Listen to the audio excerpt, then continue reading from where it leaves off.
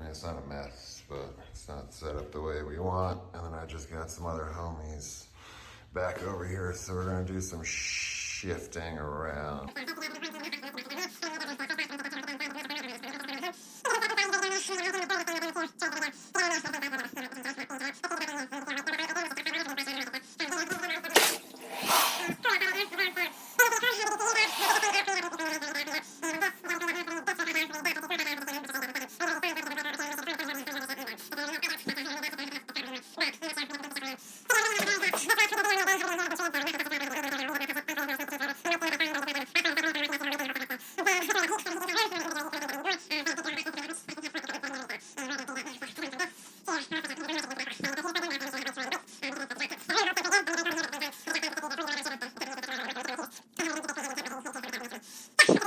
And by the way, for everybody out there, as far as the intro music goes, been using Howlin' at the Moon forever and a day. It's kind of like the song, even without the intro. The video that I just put out, if you watched it, it had the intro music in it. I got a copyright claim on that. So now I've already paid for that music. I paid for it with one company, and now another company is trying to copyright claim on that. So we're trying to figure that out with YouTube and my other distributor who I paid for all that stuff. So at the end of the day, we're not gonna be putting that intro music on because now it's making me share what little revenue I do get with these people. And it's a little offensive considering the fact that they sold their music to this royalty-free thing. It's a site that you can use that gives you the ability to have the license to use these music on your videos and all that good stuff. And when I first put their stuff out, it was when they first came out with that song. So it's like within the first couple of days that I started using that for my intro. And it played well. Then we started seeing it elsewhere. We started seeing it on commercials, on reels, on commercials on TV, whatever it was. But apparently they got a little bit too big for their britches, and now they're at another company trying to attack me for the royalties to share my revenue with them when I've already paid for it. And in the beginning, they reached out to me, the actual people, the artists had reached out to me to ask me to, in every single video that I do, write a detailed description and throw that in the description to push people towards his thing, which isn't an issue. Like I told him, I'm not very tech savvy. I don't even know how to create a link or a hyperlink. I don't know how to do any of that stuff. Like it would take longer for me to learn that, to give to them. And I've already paid for it. I said, so I'll give you guys your shout outs and all that stuff. And obviously your music is getting played. That's what you wanted. And now it seems like that's not enough. So first I was supposed to do all this extra legwork for something that I paid for. And I do respect the artists. I respect anybody out there that does, any indie style shit where they're not signed by a big label and being back. Like everybody's got to get paid, but at the same time, like if I've paid for something once, now I have to share my revenue with you, and I'm sure they're doing a lot better than I am. So it does become to a point where it's like it's getting a little bit ridiculous. So not going to use the video, not going to use the song until they rectify the situation and let me know that I'm good to go. I will not be sharing revenue with these people. It's highly offensive considering the fact that I paid for that music in the very beginning. And I hope them all the best. I hope that their band does well. I hope that they pick up. But at the same time, I can guarantee you they're doing better than I am, especially now that I have multiple companies trying to fight for the same music. So I don't know if they went company to company to company and sold the same song. So we have the one backing my license, of course, so they're gonna go ahead and do what they need to do. And once that's fixed, I'll go back to using that music. But yeah, I think people get a little bit too greedy these days. Like it is what it is. Like if you sold your shit and you wanted other people to use it and enjoy it, like it's the same thing with animals. Are we doing this to enjoy the animals, or are we doing this to enjoy the attention? Ask yourself that question. And if you're here for the right reasons, because if you have passion in music, it really shouldn't make a difference. Do you need money to survive? Yes.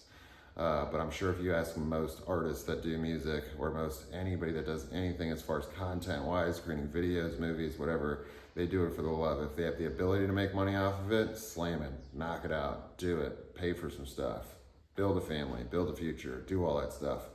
But if your main goal is just money or attention, then maybe rethink why you came into it in the first place. Because if your passion's gone, then it's gonna reflect in everything that you do.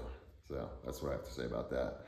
Anyway, let me get to work and stop bitching, and let's get this done. Boom. Yeah, hello, Bubba. I hear you back there. All right, so we got some stuff dropped off today. Yeah, it's okay. Come here. Come here for a second. Here. Only for a second, though. It's cold. It's cold in here. I see you. I see you. I see you. I see you. Okay. Okay. Okay. Okay.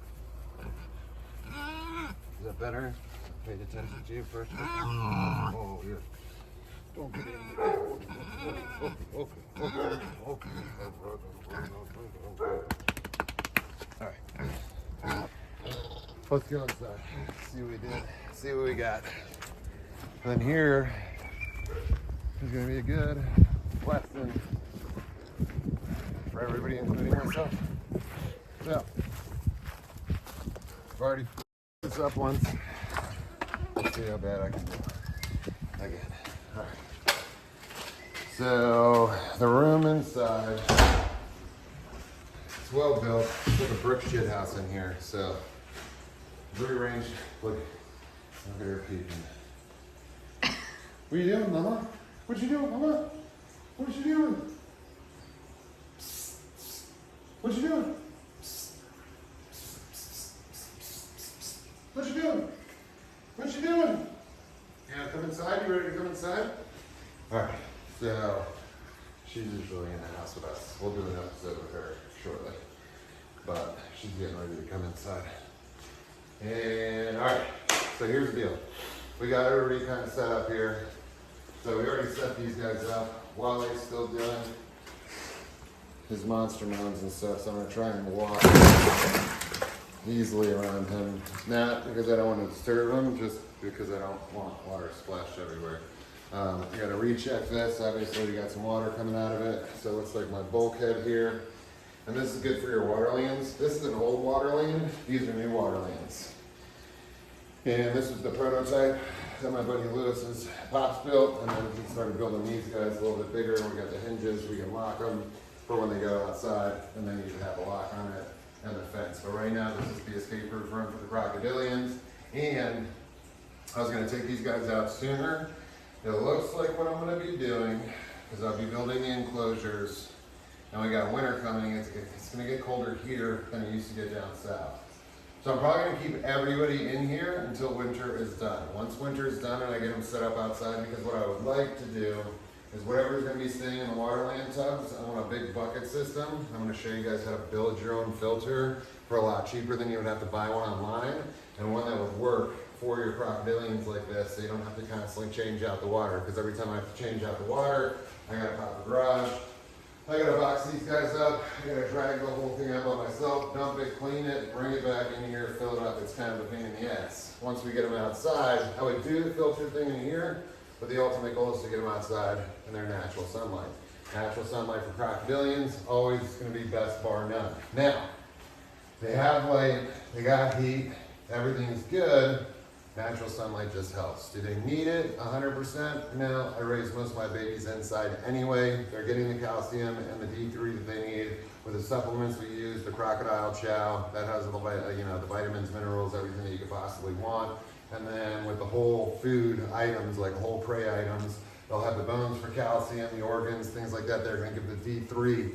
So that's why people can keep snakes and racks. Where if we had a bearded dragon and tried to keep it in the rack, even if we put heat on it without the UVB that we use, that heavy UVB to give us the artificial sunlight, they wouldn't be able to metabolize their calcium the way that they need to. So that's when we have metabolic bone disease and things like that. So when you have monitors, snakes, crocodilians, things that are eating whole prey items on a constant basis, we don't have those issues per se. But if you can, and you can provide the artificial sunlight, or if you can provide a full not that this one's doing much of anything for anybody here, but if you could provide a full spectrum light or strong UVB, you're gonna get the same as you do kind of outside. Sunlight, natural sunlight, always beats it every single time. So eventually these guys are gonna go outside, but not realizing that it gets colder than it does 2 hours south where I used to live,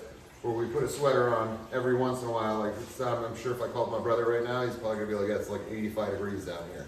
So I'm gonna keep these guys indoors for winter, work on my enclosures, work on all this. You guys watched the last episode with the beaded lizards, where we had to unfortunately part with those guys, get them over to my buddy's place or whatever, and now we have to worry about temperatures. So inside the house, not as hard. Out here, a little bit harder. Let me tell you why.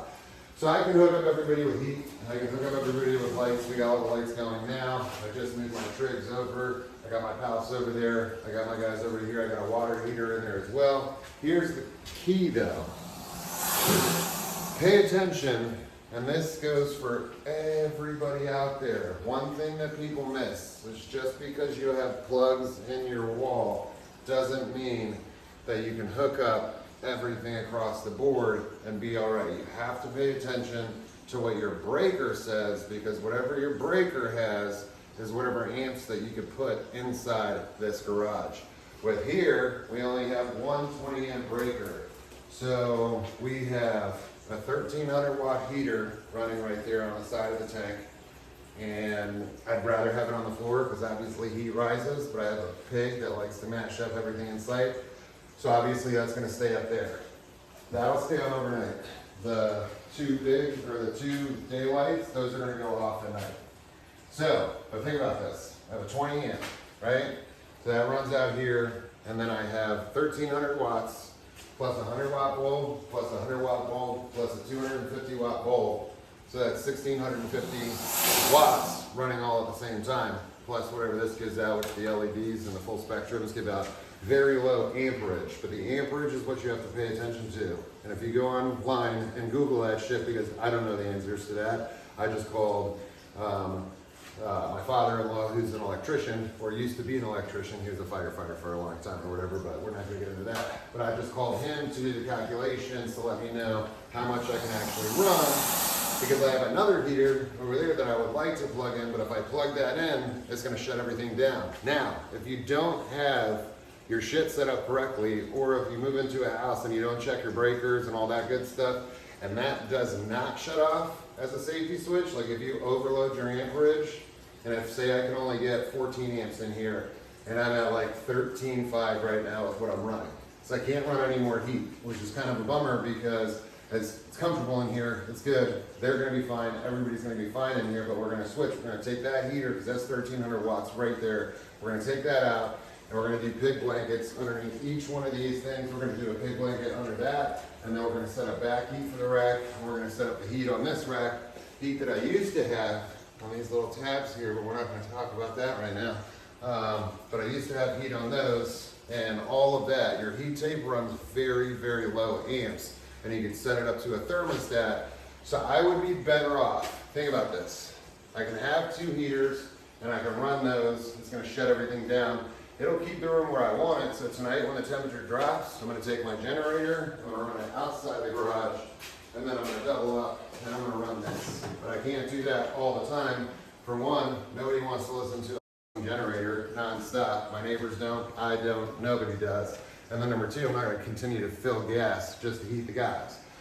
So when you do your heat tape, when you do your pig blankets, which is heat tape inside the plastic things or whatever, when you run it like that, and then run a couple of lights, you can actually heat each individual, every single animal that I have in here, I can heat, and I can stay away from the heater. And because this place is built the way it is or whatever, it pretty much insulates itself. So like, yes, it'll cool down a little bit with the temperatures, but for the most part, like it's very warm in here as opposed to the 58 degrees it is outside, 56, 58, whatever it is. It's probably roughly 78 to 80 degrees. And then what I did was I went ahead and I heated up my water first so I don't shock my crocodilians. I did the same. I'll take this for a second. Thank you. So I did the same over here for my guys. Now here's the key here. KISS, keep it simple, stupid. So with my little guys, like my little palps over here, it's a very simple setup. I put something underneath just to slope it. That slope gives them their dry spot, a little bit of water, easy to clean. These guys were quarantined because they were not doing, oh, you guys are hiding? They were not doing so well. Now they are doing phenomenal. That light's gonna kind of block them out. These are the trigs, much more asshole-ish than you would think. The palps are actually a little bit better. but these guys are now flourishing. So it's been about 2 months that I kept them separate. I didn't want anybody getting sick. They're doing phenomenal. So again, very simple setup. A little hot rock, a little rock to get off if they want to sleep, and then a hiding spot. And then these guys, same thing, just a little hot rock or whatever. They seem to curl up together all the time. And very simple. Oh, I'm gonna break things already just holding the damn camera. So very simple setups throwing these guys up. Obviously, Wally will probably be the only guy within the next, probably after winter, that we're actually gonna dig a hole and do the whole thing and give him a naturalistic enclosure. The younger ones, as they get bigger, will transfer over. And then for my crocodilians, which I'm super excited because Andrew Biddle, you guys all know, he's from Wild Florida. He had taken one of my guys and watched one of my guys forever and a day. So I've had my Nile crocodile for a couple of years now, and I don't have 5 acres, unfortunately enough. That's one thing, we fought for it, we tried to the best of our ability. So I have all my class 1 permits, and with the crocodilians, I can keep a class 1 crocodile up to 4 feet. I can keep a Congo dwarf crocodile for its entire life, but any other crocodile species after 4 feet, it has to be rehomed. Kind of sucks because I get attached to them, but then at the same time, it's basically, I use them for education, I bring them out, we do the difference between caimans, alligators, crocodiles, the whole 9 yards, and I love my crocodiles, so I have them. So what we do with Andrew and Ben, I'm gonna have to see where this leaf is coming from, with Andrew and Ben from Gatorama and stuff like that, is we'll raise these crocodiles up. Once they hit 4 feet, they'll go back to that park. I'll get another baby, and then we just keep recycling. That way they have the adults, they have their breeders, and then I'll raise them up for them. They have good animals when they get them back, and then I have my ambassador animals when I go and do my shows. We're gonna do a little something today, because I got 2 little special guys here. Now one's a little bit smaller than the other one, and these guys are gonna go together right now. It's 2 different species, but they're not that much different in size. So I'm gonna put them together, but then I'm gonna watch all day long. I'm gonna watch like a hawk. Now obviously you see as little babies, they are not very feisty at all. These guys are literally not even opening their mouths. They could care less. They could really care less. But I'm gonna tell you guys at the end of the episode, I'm gonna put these guys up next to each other. And then I want you guys to guess in the comments right now. Don't go to the end of the video. I want you to guess what it is. Left hand right here, missing finger. Left hand, what kind of crocodile do we have? Right hand, full finger. What kind of crocodile do we have? So we got these 2 little guys right here. I'm gonna give you guys a fair shot here. So look at the face. Look at the face real good. Yeah, all right, that's gonna tell you almost absolutely nothing unless you know what you're looking at. And then the biggest part is look at that scale pattern, right? So you're gonna look at the osteoderms, look at how those are spread out. No cheating, mofos, no cheating. I know my crowd. I know my crowd, you're just like me. I'm kidding, you guys aren't gonna cheat, but A or B? So we got A, left hand, B, right hand. A, what kind of crocodile do we have? B, what kind of crocodile do we have? Now, let's put them in and let them get settled for a bit. And for these guys, because they're crocodiles and because they're so small, they are robust, but crocodiles are not like alligators to the point where they are extremely cold tolerant. That's why we find alligators all the way up north. We find alligators all the way up and around to Texas, back across South Carolina, sometimes even in North Carolina, and then all the way back down to Florida. So that ranges from the southern tip of Florida, across to Texas, straight across South North Carolina type deal, and then back down. So alligators are extremely cold tolerant. We're the only place in the world that has alligators and crocodiles living in the same vicinity. So we have our American alligators and we have our American crocodiles. Here's a hint. None of those are American crocodiles. I wish they were. I have not had the pleasure to own one of those in a long time. It's been a long time. But we're the only place in the world that has both alligators and crocodiles living in the same place. They're both native to this area. They're supposed to be here. The difference is the crocodiles, we have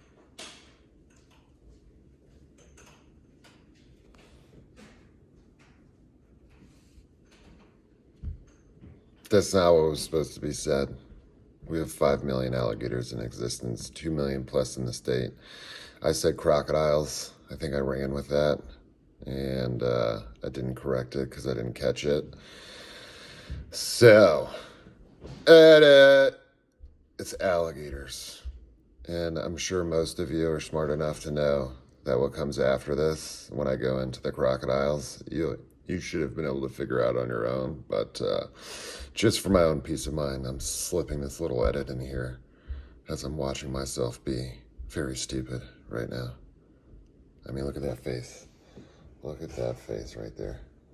Yeah, that pretty much sums it up. It's alligators, ladies and gentlemen. We have alligators and crocodiles in the same place. Our alligators are flourishing. The crocodiles we're about to get into right now. I'll shut up and we'll get just the episode. We're gonna do the episode. Just, it wasn't crocodiles don't live in Texas or any of that. Just, yeah. Again, the face right there. The face right there says it all. I'm so good at this. Bam. Like 2 million plus just in the state alone, 5 million plus in existence that range, like I said, all the way to Texas, North Carolina, and back down. Where our American crocodile, a true saltwater crocodile, has the salt glands and everything or whatever, can process all that nonsense or whatever. They like a nice quiet beach in Florida. Guess what there's not here in Florida? Nice quiet beaches. That shit doesn't exist. I know because I surf all the time and I would like a nice quiet beach. So what I do is I go all the way to Sebastian and I go surf up there, Juneau, all that good stuff. And is it quiet? Is it nice? It is in the water, but once you get to the beach, hails to the no. There ain't no quiet beaches here in Florida. So those crocodiles, the American crocodiles, have gone all the way down. They used to live a little bit further up, but they're also not as cold tolerant. So those guys are pushed all the way down, and the largest population we have is called Turkey Point. Turkey Point is a power plant, and the area surrounding that power plant, guess what? Has warm water because that's what's cooling the power plant. So the water stays in the 80s all the time. That's why the largest population that we have of those American crocodiles is there. Now, here's another twist. That doesn't mean we're the only ones with American crocodiles. American crocodiles also have migrated. Would you call it migration for a reptile? Interesting question that I have to ask myself now. But they did go to Jamaica, extremely endangered over there. They were endangered here until I believe 2011. In 2011, I do believe they got taken off the endangered species list, but they're still threatened. So there's only a couple of thousand here in the state. They go down to Cuba, and they're actually crossbreeding with the Cuban crocodiles down there. Then you go down to South America, Costa Rica, with the widest population of the American crocodile, and they actually have issues with them. So here, highly coveted, highly protected. Over there, they're having nuisance problems where they're having to trap and kill some of these crocodiles because there's too much and they're coming into too much contact with people, and it's not their fault, it's people's fault every single time. But then you go into South America and you also have those guys down here. So we're not the only place, but we are the only place in the world that has alligators and the crocodiles living in the same place. Now, having said that, I'm gonna let those guys chill. We're gonna bring out my buddy that I haven't seen in quite some time, and my boy has gotten some size on him. Yes, he has. And this boy is a Nile crocodile, which I think you guys have seen in some of my episodes before. And this guy, what's up, bud? Is not tame in any way, shape, or form. Even when I had him, he was kind of just to enjoy. Now, he could bite the shit out of you, and I could reach in there and grab him behind the neck and do all that nonsense. But let me show you how I do this very easily. We're gonna go right from underneath, and he could still bite, and if he does, so be it. But I'm just gonna be extremely sweet with my little boy here. It's good to see you back, bud. Now, this guy is not as sweet as those little babies, and he will 100% beat the shit out of me and bite the shit out of me if given the opportunity. However, like I've said in other episodes, if you are chill, and don't repeat this, ladies and gentlemen, this is a fair warning. This crocodile at this size, look at the teeth. Don't get too close because he will whip at you. But look at those teeth. As small as those teeth are, extremely sharp, extremely sharp. So a crocodile at this size, especially a Nile crocodile with the clocked bite pressure of an adult at like 5,000 pounds of pressure per square inch, think about that, is the #1 bite force, I believe, on the entire planet. So at this size, not that he's gonna have that much of a bite pressure, but he's still got a very strong jaw pressure. So if he does turn around and grab me, he can lacerate the hell out of me. He can put you in the hospital. He could take a finger if you got a finger and wiggled it off and spun or whatever. Doubtful at this size, but if he got you by the pinky finger and you were hanging him and he didn't decide to let go and he wanted to roll it off, pretty sure he could take a pinky from you if he wanted to, or at least sheath it. He'd probably leave you the bone, but he's taking the skin and everything else around. So what we're gonna do, see, nice and easy, and we're gonna put him in here, nice and easy, and I'm gonna let him go at his own pace. Go ahead, bud. Go ahead, bud. So I'm gonna back away slowly, and I'm not gonna touch either side of him. That way he doesn't flip out. Look at that. Nice, calm, and easy. So there we go. So we have our beautiful Nile crocodile back here, which I'm super, super excited for. This boy's blown up. Thank you, Andrew, and Pete over there at Wild Florida. And all the guys that came together to help me out. Basically everybody out there. Thank you guys so much for watching my animals for so long. This is this is a great feeling. From what I had to go through yesterday with the whole, you can come in, mama, just not the pig. So the whole thing that I went through the other day with the beaded lizards, the benefit with the beaded lizards is I really didn't get to spend much time with them. I got to enjoy them for about 8 days when I got them. And then I had to place them, and then after that, I got them back here about a week ago, and I got to enjoy them for another like 5 days. So as much as I love the species, wasn't super connected to it, very connected to all my other guys or whatever. So grateful that I don't have to get rid of anything else right now to make ends meet. And we got some things in play where I think in the next couple of months, we're gonna get a little bit more comfortable, a little bit more stable. I don't think we'll have to make any more moves like that. So I could focus on the guys that were sick and have like special needs. I could focus on my crocodilians, and basically what we have to do is, number one, we have to fix this bulkhead, because obviously we don't want this shit. This shit's garbage. So we're gonna see where that leak is, and basically what that is an overflow. So that if it was outside and it rained, then it's gonna overflow there, and then there's a hole right there, so it can't fill up all the way to the top. Because again, ladies and gentlemen, and this is for everybody out there as well, if you have waterland tubs, now the old...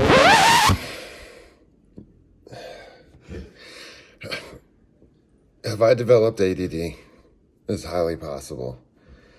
So there was a point to this little conversation that I was having here. We're gonna get back to this video in a second. I promise I'm not gonna interrupt again. Whatever flies on the next one. So if I make another mistake, it's done. I think my brain's going at 1,000 miles an hour. So instead of telling you exactly what needed to be said right there where you just watched, I was going to go into a tangent about the old waterland tubs versus the new ones, which is not even important information for the episode that we're doing. What I was trying to say was that I have the bulkhead there. There's a hole drilled in the side. Where the land part is, we drill holes in the bottom of that, so that if you're outside and you have your stuff covered, if you have turtles in it, crocodilians, whatever you have in those waterland tubs, if it's outdoors and it rains and they fill up and you have a top blocking it, guess what happens after that? So it fills up all the way, and then your animals may not be able to escape the water itself. So especially the way that some of these guys design their stuff, if you put a block where that up curve is, which we do often, and then like put a little, it's just like a little hole or whatever for the turtles to go into. So we create like a little nesting box in the back. And if all of that stuff is blocked and we have everything blocked off and that water raises, guess who can't breathe? So be careful when you have something, not just the waterland tubs, but any tub in general. Make sure that you have an overflow so that you're not trapping your animal if it does rain and you're gone for a long period of time. That was the point of this conversation. Be careful with what you got going on. Pay attention. Look to the future. Boom. Out. All right. Last time. Promise. Boom. Here, old ones, new ones, whatever. This is the best shit ever, because my guys can go out. They can sun up, they can get some heat, they can go back in the water, the whole 9 yards. That's the whole point of it. This is more for turtles and stuff, but it works great for crocodilians across the board. Now, we're gonna go back, because I'm gonna let everybody chill out, and then I gotta bring Miss Pepper over there inside. She's patiently waiting. Yes. I see you, Mama. I see you. So she's in the crate right now because we're gonna bring her inside And she's a little finicky, so she gets scared outside if she hears noises and stuff. And then especially if one of the girls are gonna carry her in, usually the girls bring them in. So she has to come outside the vet kennel into the crate, and the girls will carry the crate in because not that I don't trust my little minions, but if it does get scared and bounce off or whatever, obviously we don't want any escapes. So we do everything we can to double everything up. And that makes sense for everybody. If you ever have anything that you have to move or anything like that, just go the safe route. It's easier that way. It's much less stressful. You don't have to think about it. It's great. It's good. Wonderful. And then she stays in the vet kennel for right now.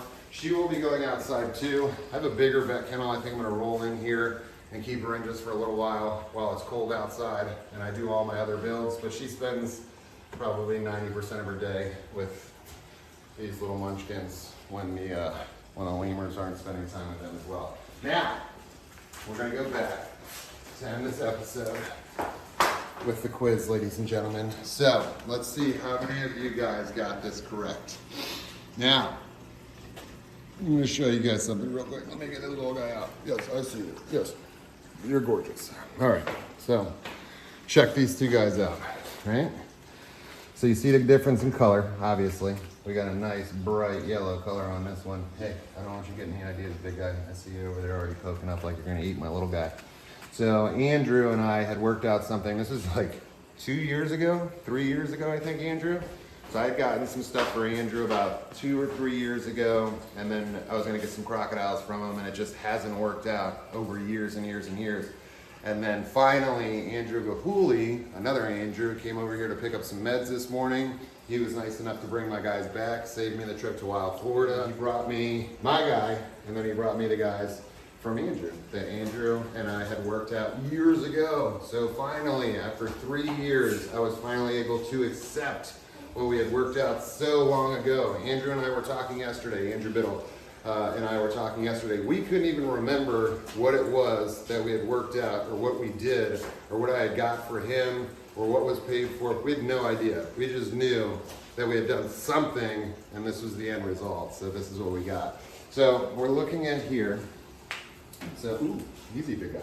So we're looking at these guys. I want you to take a good look at the scoop patterns. So we have a Nile crocodile here. How many of you guys think right now that this is a Nile crocodile? How many of you guys think this is a saltwater crocodile? What do you guys think? Look at the color, look at the patterns, look at everything. It's a trick question, ladies and gentlemen. It's a Nile crocodile, bro. All right, so this one actually came from one that you guys have seen in my videos before. It's actually in my old intro. So when Nate's up on the dock and you see these big crocodiles barreling towards the guy with a bucket on the dock, there's one of those that's high yellow. That's Blondie or Goldie. We used to call her Goldie. I believe she's called Blondie. I think I'm the only one that called her Goldie. But that's Blondie over there. She's a high yellow. So you have your Sucus, and then you have your Niloticus, however the hell you want to say it. Basically, East African, West African. Your Sucus is a little bit more dark in color. I don't think this is a Sucus. I think this is actually East-West. I believe the Sucus is west. I believe the Niloticus is east. I could be wrong on that. I'm gonna have to double check myself. It's okay to admit when you're wrong, ladies and gentlemen. Don't let your ego get in the way of your learning. Because if you think you know and you say it and you never check, then you'll never know. So it's okay to be wrong. So I could be wrong. I could have my east and my west very mixed up. But East African, if I'm correct, or West African. I'm gonna say East African, I believe 100%. I'm gonna go ahead and say, if I was gonna take a bet, I would go ahead and bet that the East African is the Niloticus, and then they broke it up into the West African, which is the Suchus. So we have these different structures. It's a smaller on the west side, they're bigger on the east side, and then we get these high yellows on the east side. So we have a Nile, and then we have a Nile. And then you can see the differences in the color alone. So we have a darker Nile, and this guy came from, I forget where he came from. It's been so many years. This guy's about 3.5 years old. And then we have like a hatchling, probably from this year. So these guys are growing fast. And then I'll show you how I take care of these crocodiles. Moving forward, we'll do more videos with these. Now, I'm gonna pull up the teensy guy. So I want you to take a look at the patterns on the teensy guy next to that big guy. They look super similar, right? So what do you guys think? Just got a smaller Nile, right? Let me take him back here. First thing, I'm gonna grab two tails. Swing you back here, bud. Come here, bud. Come here, little bud. Come here. Come here. All right, so check this out. Check out the patterns. Check out everything. Do we just have a smaller Nile from a different clutch? What do you guys think? All right, remember, A and B. All right, so this is not a Nile. It's a more or less crocodile. Okay, so this is a smaller species of crocodile, and I don't mean smaller by dwarf. These guys do get fairly big or whatever, but this is a more or less crocodile. Usually what I like to look for the more or less crocodile is this little face thing right here. So if you look at the actual, I forget what the correct term of this, the nostrum, I think it's called. He's got his little two nostrils right on top there. There's a little bump there, and then you got like a little X that goes across right there, boom, right there. So you have like from here and here and here up top and here up top, it kind of crisscrosses. That gives a little X. That's kind of like what I like to look for. And then the scoop patterns. We have the nucleus, and then you have your osteodermis back here, and then you have a very nice painted pattern. And basically what happens with these morlets is you can actually count the scale pattern and all that good stuff. And then obviously the look itself.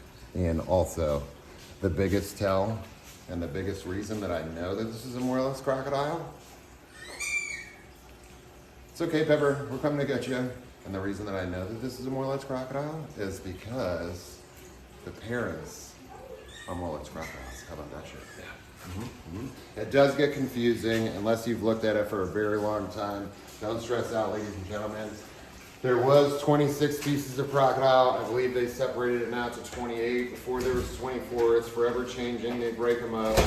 When they do the taxonomy on these guys, if they see enough differences when they start going into East African, West African, North, South, Malagasy, this, that, the other, they do it with other crocodiles as well. When you have like your Philippine crocodile, not the Philippine, what's the one I'm looking for? The New Guinea, they break those up into two, I think now. So it's forever changing. So it's always best to continue doing your research because just like we talked, I don't know if we talked about this in another video, but if I go into my old books and I read the information off my old books, those old books suck because nothing is the same as it is now. So we have information that's forever changing depending on scientists and all that and the research and the field research that we do. So always pay attention to that as well. But don't get too upset if you can't call out every single species at once. Because even times for me, when I walk by, if I see certain crocodiles, I'll look for certain traits. And sometimes they're beat up, sometimes they're raised incorrectly, sometimes they're raised correctly. Sometimes I walk by and sometimes I just don't know. And it's totally okay to not know something. The best part about not knowing something is it gives you the ability to then go ahead and learn what it is you don't know. So if I were just to do the massive, how do I want to word this? Disservice to the entire world. I could just Wikipedia whatever the hell I'm looking at and throw it online, shoot a couple of facts at you and pretend like I know everything. It doesn't do me any favors and it doesn't do you any favors. So if I don't know something, just like with the East and the West, like I don't know if it's Suchus or if it's the Niloticus, I want to say East is Niloticus, West is Suchus, but I'm going to go back inside and I'm going to research that. And the reason why is because I want to make sure that the research that I did in the past that I may have forgotten, may not have retained, that I'm going to be able to retain that information in the future. So it's forever changing. I'm forever doing research. I'm learning along with you guys all the time. So don't ever, ever, ever let anybody talk down to you. Don't let anybody be condescending if you do or do not know something. I would rather anybody, it's why I chose the vet that I have. My vet, my veterinarian, my guy that went to medical school and specialized and did the shit that he does. Guys, go outside. When he did the shit that he does and went and got a doctorate in veterinary medicine, that guy still tells me to this day, I don't know, but let me find out. And that's how I know when I have a good vet. Not when I bring something and the vet's like, yep, I know. Too much pride will kill your animals. I've seen it 1,000 times. That's why I don't trust a lot of vets. And the vets that I do trust are the ones that will tell you to your face, I do not know. However, we will figure it out. And that's the best part of everything, is that we can all learn together. And that's the biggest thing. So we've learned a couple of things today. We learned that we know that this is a more or less crocodile because I know exactly where it came from, who it came from, and I've seen the parents before. So I got a little cheat sheet on that one. Now we know that we have a little Nile crocodile. Now, they haven't even opened their mouths. I doubt they're going to fight, but I'm going to keep an eye on these all day long. If I see any scrapping whatsoever, because this one's a little bit bigger, then we'll go ahead and separate those guys. I have my bigger Nile back here. He's gonna sit in this tub for a bit. I got my little alligator in the back over there. I still have some more alligators that I have to pick up. They're spread out. We got Big Wally over here being a big asshole because you're such a good boy, but you think you're a real alligator now. We gotta do just a little bit more spending time with you. And I wanted to get you outside sooner, but we're gonna keep you in here where it's warm so I don't have to worry about you. Thanks for interrupting. So, easy setup. We're gonna do an episode on those guys next. I'll show you real quick, just to give you a little sneak peek. So these were these very extremely malnourished and fudged up little leopard geckos that I got way back when the Fed shit went down.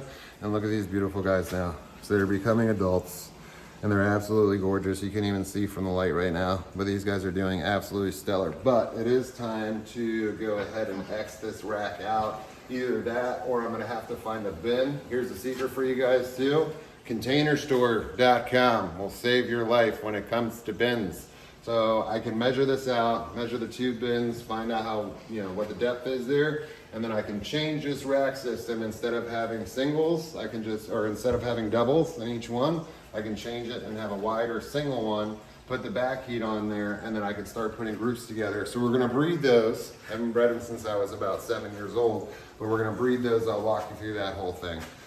And last part that I'm gonna end this with the keep it simple, stupid, the kiss. There's good reason for that. A lot of the animals that we get are finicky animals, especially those ones in those bins right there. You will rarely see me touch those. You will rarely see me pick those up until I know that they are rock solid. They have a varied diet. Most of it is insects. If I pump them full, and they'll eat rodents, no problem. If I leave rodents in there, they're gonna eat them, but they could overeat and they could die from that. They could die from temperature. They could die from breathing on them wrong. It doesn't make a difference. So those guys, I will rarely touch. Crocodilians, like those little guys over there, a little bit different. Even though they are finicky animals, those are extremely healthy. They'll do well as long as you keep your temps and everything correctly. I can handle those guys on a daily basis as of right now. Those guys right there, for me, personally, my personal opinion, I would wait about a year before I start picking them up, handling them, trying to calm them down. They're an angry species regardless. Most caiman are absolutely nightmares to deal with as far as it goes. It's not very much like an alligator, even though it's in the same family, but they are kind of a mix between an alligator and a crocodile in the sense that, yes, they are in the alligator family, but they act more like crocodiles. They're very fast, they're very, very, very dangerous, and they can do a lot of damage very quickly. However, with those 2 species, because those are 2 dwarf, they call them dwarf caiman. One's a trig, one's a palp. So you have Paleosuchus palpebrosus and Paleosuchus trigonatus on the right. And that's your Cuvier's dwarf caiman, which is your actual true dwarf caiman. If you see a dwarf caiman, sometimes these 2 are mixed up. The other one's a smooth front caiman. The Cuvier's, maybe about 4.5 feet tops, sometimes a little bit bigger, but those trigs in there can reach about 6 feet. And they're gorgeous when they reach that, but they are considered dwarf caimans comparatively, if you're looking at that as a relative term, with all the other caimans that we have out there, aside from like the broad snout and the speck. It's a small species of caiman, so dwarf caiman. So back to the keep it simple, stupid. We're gonna do an episode on this guy as well coming up. So we got a lot of episodes coming up, thank God. So let me do this over here. Let me do this over here away from these guys too, because this is a snake. So I had a bunch of people got these, and these are captive born and bred. This is an eastern hognose snake, so this is what we have here in Florida. Pain in the ass as a baby. As soon as they come out of the egg, they're extremely difficult to care for. So most of the time they won't take pinkies. Most of the time they won't take any of your shit. So you have to go through a litany of stuff. So you gotta try lizards, frog juice, you gotta scent your stuff, all that good stuff. It took forever to get this guy to eat. And then basically the way that I did it was one day I was feeding that crocodile over there. And you'll see the size of the snake. He's still small because it took a while to get him to eat any real solid meals. But I was cutting off the legs of little rat crawlers, basically. Not live ones. We get frozen thawed here. We don't do anything live here unless we absolutely need to. And most of the time, we don't. It's uncalled for. So we were doing little rat feetsies. But this guy's actually getting bigger now. And check this out. This is pretty cool. Oh, you're not going to do it anymore? Oh, you're kind of going to do it. So I haven't handled him. Oh, there we go. So I don't handle this guy much. And there's a reason for that, is because they're finicky when they're babies, and I wanted to get them solid and eating. And look, he's doing exactly what a hognose should do. So he just shit all over me. So that's the first thing, because he wants to be sneaky, and he's pretending to be cobra. So there he's fanning out his thing, just like a cobra does. And you know, this is the ones that we have in Florida. So these are my favorite. I love the Westerns, but this is my absolute favorite snake that we have here in Florida, non-venomous. Just look, I mean, look at that. Look at what they can do. And we're gonna do a full-blown episode on this. But having said that, if I had done an intricate setup and gave like a, yeah, he's a stinker. Yep, that's what they're made for. So if I had done this extremely intricate setup where, you know, he has all this space, and, you know, I've had a lot of people ask me, well, why are you keeping him in a critter keeper? Granted, the snake was like, yay big when I first got him. So it is now time to move him over to another one, and we're gonna do an episode when we move him to another enclosure, so I can explain a little bit more. But that's my setup. That's how I got that snake to survive. Out of that clutch, a lot of people have problems out of that clutch. A lot of people killed the snakes that were in that clutch, giving them these extravagant setups and all that stuff. And my little guy is doing perfectly awesome. He's extremely healthy in every way, shape, and form. And this is how I set it up. One piece of bark on top of his water bowl gives him a hide spot. And then I don't breathe on him. I don't look at him. I don't do anything. I just leave the food in there, and I constantly switched it out until I found what he ate. So that's what I mean when I say KISS. Keep it simple, stupid. And that works with most things, not all things. This is a very general statement.